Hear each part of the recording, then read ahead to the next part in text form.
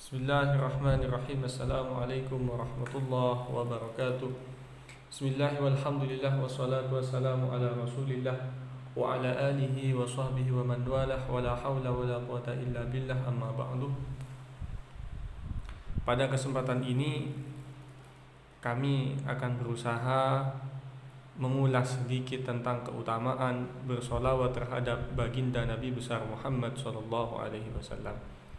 Sebagaimana yang dikatakan oleh para ulama bahwa mereka sepakat semua amal itu imma makbulun atau imma mardudun. Ada kalanya amal itu diterima ataupun ditolak. Illa sholata ala nabiy sallallahu alaihi wasallam, kecuali salawat terhadap yang ditujukan terhadap baginda Nabi besar Muhammad sallallahu alaihi wasallam.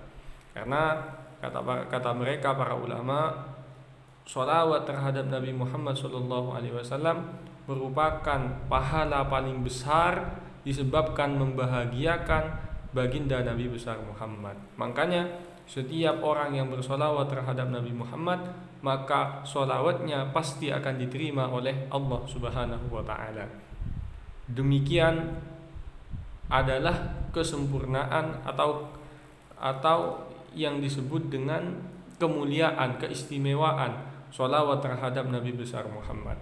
Oleh karena itu, di dalam kitab Jarabul Masakin yang dikutip oleh Al-Habib Ali bin Hasan Bahrun, di dalam kitab beliau Fawaidul Mukhtarah, bahwasanya qala Sayyidi Abdul Wahhab Asy-Sya'rani, Al-Imam Abdul Wahhab Asy-Sya'rani fi tarjimati Sayyidi Abil Mawahib Asy-Syadzili rahimahullahu qala Abul Mawahib. Ini yang sebagaimana Abul Mawahib Asy-Sya'rani, ra'aitu sayyidal alamin sallallahu alaihi wasallam, bahwa aku melihat, kata beliau, aku melihat Nabi Muhammad sallallahu alaihi wasallam ataupun sayyidul alamin.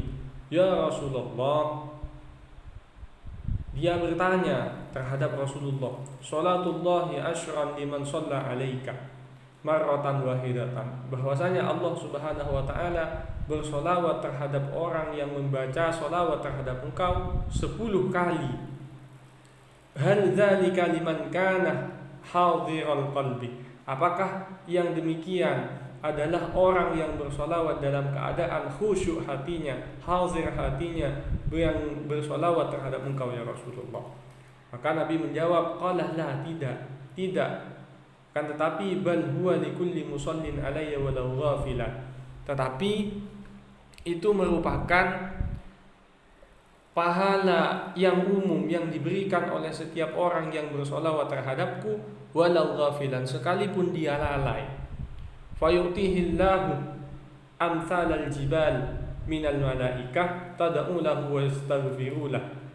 Akan tetapi Allah Ta'ala akan memberikan, disebabkan satu solawat yang tadi meskipun tidak khusyuk, pahala sebagaimana atau sebesar gunung, dan kemudian malaikat akan memintakan, akan mendoakan, akan memintakan ampun terhadap orang yang membaca salawat terhadapku.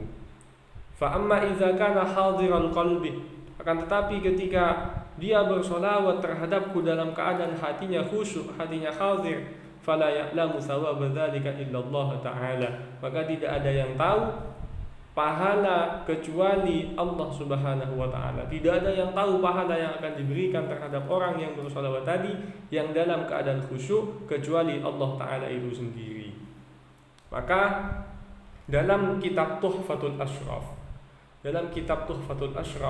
ini beliau menambahkan as-salatu ala nabiy sallallahu alaihi wasallam, salawat terhadap Nabi Muhammad sallallahu alaihi wasallam, syaikhun man la syaikhalah, adalah guru bagi orang yang tidak punya guru, sehingga fala tahtaju ila syaikhin, tidak butuh, maka solawat itu tidak butuh terhadap guru, wala ila khudurin, tidak butuh terhadap hadirnya hati, wabil khuduri akmal, akan tetapi kalau dia hadir khusyuk di dalam membaca solawat itu lebih sempurna, wala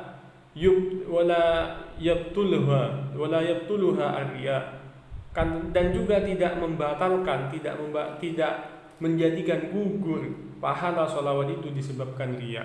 Ini merupakan sebuah keistimewaan tentang sholawat terhadap Nabi Muhammad, sehingga riya pun, orang yang membaca sholawat dalam keadaan riya pun, maka dia akan tetap mendapatkan pahala yang seperti halnya disabdakan sendiri oleh Nabi besar Muhammad SAW. Dan juga yang disebut sebagai syekhun man la syeikhalah. Itu kata para ulama bahwa Nabi Muhammad sendiri ketika orang itu rutin atau istiqamah membaca sholawat, maka berkat sholawat itu ruhiyah Nabi Muhammad akan membimbing dia di dalam segala urusan yang dia hadapi.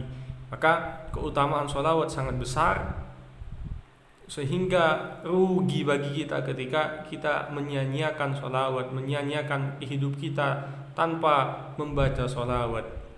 Akhiran, assalamualaikum warahmatullahi wabarakatuh.